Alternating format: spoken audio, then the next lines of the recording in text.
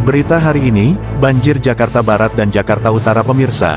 Hujan dengan intensitas tinggi yang mengguyur wilayah DKI Jakarta sejak dini hari tadi menyebabkan banjir di sejumlah titik di Jakarta Barat dan Jakarta Utara.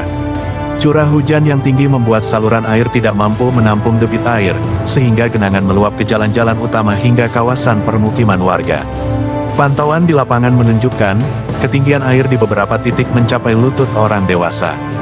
Kondisi ini berdampak langsung pada aktivitas masyarakat. Arus lalu lintas di sejumlah ruas jalan mengalami kemacetan panjang.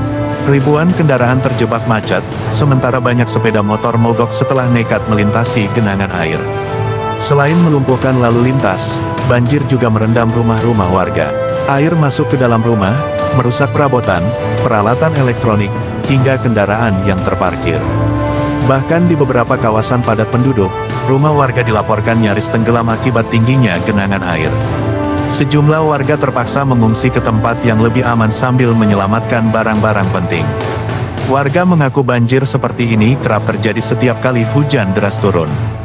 Mereka berharap pemerintah daerah segera turun tangan langsung ke lokasi kejadian, tidak hanya melakukan peninjauan, tetapi juga memberikan penanganan cepat serta solusi jangka panjang agar banjir tidak terus berulang.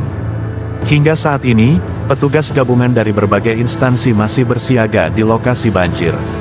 Petugas melakukan pemantauan kondisi air, membantu evakuasi warga terdampak, serta mengatur arus lalu lintas di jalur-jalur yang tergenang.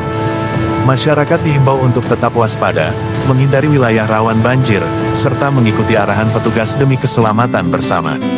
Kami akan terus memantau perkembangan situasi banjir di Jakarta Barat dan Jakarta Utara dan menyampaikan informasi terbaru kepada pemirsa. Jangan lupa ikuti terus channel ini dengan cara subscribe, like, komentar, dan share agar tidak ketinggalan informasi terkini.